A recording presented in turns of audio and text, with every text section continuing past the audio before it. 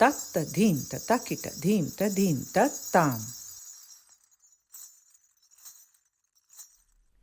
Hello there, this is Padma Menon, and you're on my channel where I discuss and share with you practices and information from goddess tradition, from my culture, which is India. And today I'm going to share with you a practice that I hope will be very useful to you in these times. And this is about the 4 demons, which are the 4 mental drives. They're the 4 drives of the mind, and this comes from the goddess Durga practice.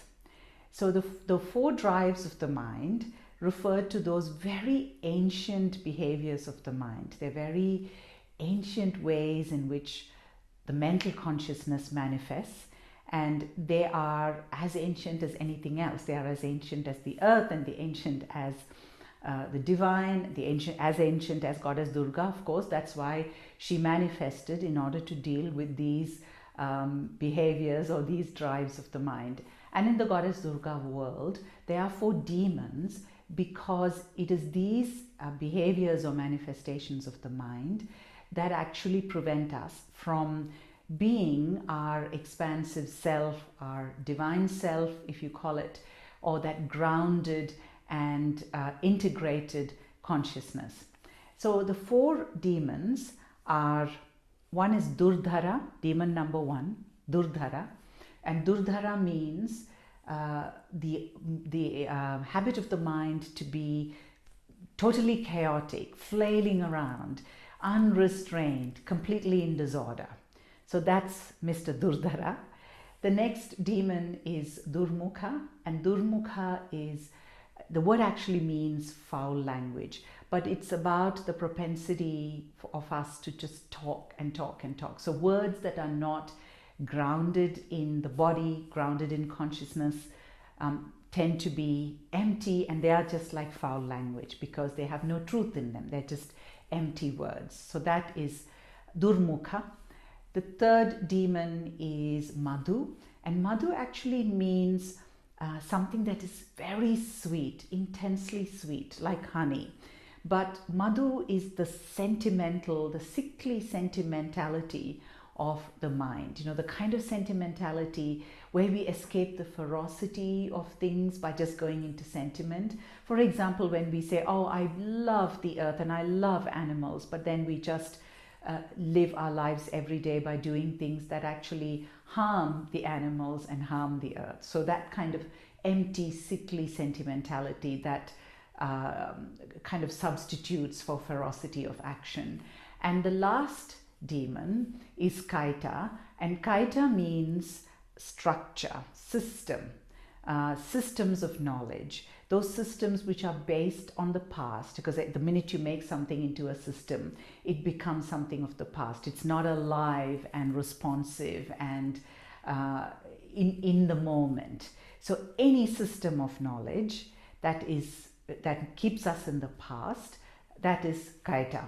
So these are the 4 demons, and what we do in the practice is we actually embody the archetypal movements of these 4 demons or these 4 behaviors of the mind. And you might think, well, what is the use of this? But what I find when I share this with women is when you are out and about and you come across these energies of the mind, and I'm sure that you can recognize some of this, when you come across these energies of the mind, whether they are in yourself, whether they are in people around you, or whether they are in the collective consciousness, your body will really sense it. When you have this movement practice in you, your body will sense it even before you might sense it. Your body senses it. And then you can go to the grounded mountain practice of Durga, which will help you gather the ground around you and stand your ground and come into that integrity of your consciousness. Now, I will put a link to the mountain practice of Durga, which I have shared before. So that is a good antidote to this practice, to the times when you find this practice emerging in your body and you want to find your ground again. So let us go and find out more about these 4 demons of the mind. The first one, as we said, is Durdhara, which is flailing about in chaos and unrestrained. So we are going to find that movement for Durdhara. So these demons have quite wide stances. They've got quite wide stances. They take up a lot of space. They claim their space. They are entitled to the space. So that's also that demonic, that sense of entitlement, sense of claiming space, sense of just moving through space as if nothing else exists. It's just about them. So here's this Durdhara here. And with the feet, the movement is just on the ball of the foot and flat. Da-da-da, da-da-da, da. And now you see how the body moves. Da-da-da, da-da-da, da-da-da, da-da-da, and the arms, da-da-da, flailing. Da-da-da, da-da-da, da-da-da, da-da-da, da-da-da, da-da-da, flailing about, going from one thing to the other thing, just flailing. Da-da-da, da-da-da, da-da-da, da-da-da.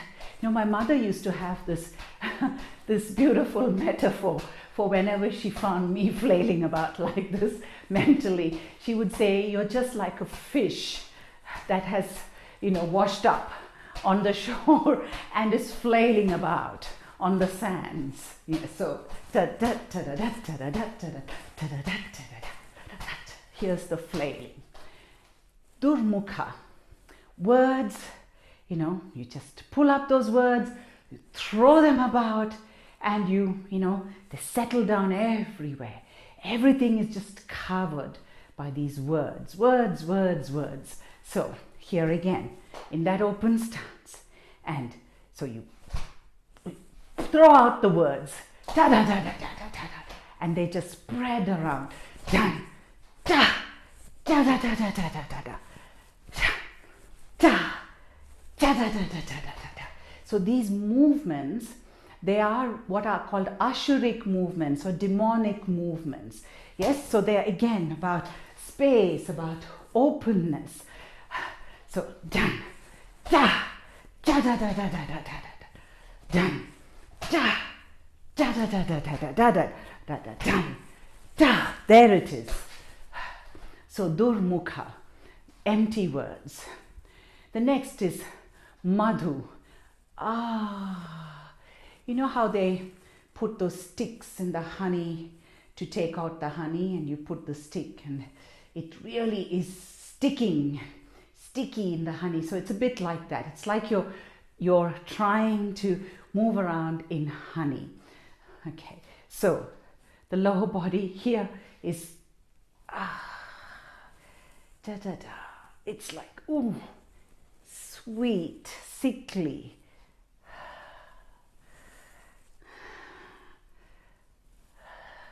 You're churning around. You're intoxicated with the sentimentality, the sickly sweetness of it. You're completely intoxicated and lost in it. So that's Madhu. And then lastly is our friend Kaita. So Kaita, again, open stance, and da da da da da da da da da. This is how it should be done. Here are the rules. Da da. This is the system. Da da. You cannot do anything else. You've got to do this. This is the right thing. Da da da da da da. This is the right way of thinking. Da da da da da da da da da da da da. Because this is a system. Da da da dum da dum dum dum. Okay, let's just put them together, and it's a bit of the summary of the mind, the ancient mind, not just individual mind. This is the nature of the mind. So let's just put them together. Here's the dance of the mind. Dum da da dum da da da da da da da da da da da.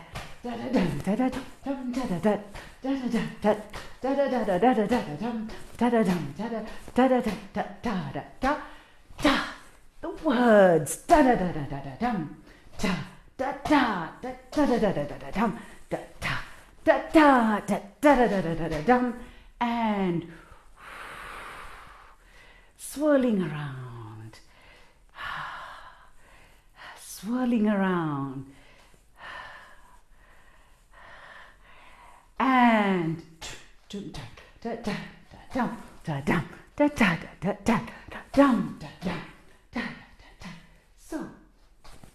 that's the story of the mind in Goddess Durga, and these are the demons that she comes to confront and to put them in their places.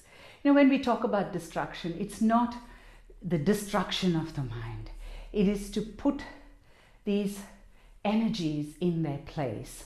And where their place is that when they come from that mountain source, when they come from that grounded mountain consciousness, then they are useful to us. But where they, take up the space and take up that leadership and take up that kind of power and entitlement, that's when Durga needs to manifest to put them back in their places. So I do hope that you will enjoy this practice, and I hope that in these times that it will help you to recognize where these patterns are happening, and also perhaps recognize them with a sense of humor, which we really need to navigate these times. Thank you so very much for joining me today, and I look forward to your company on this channel again.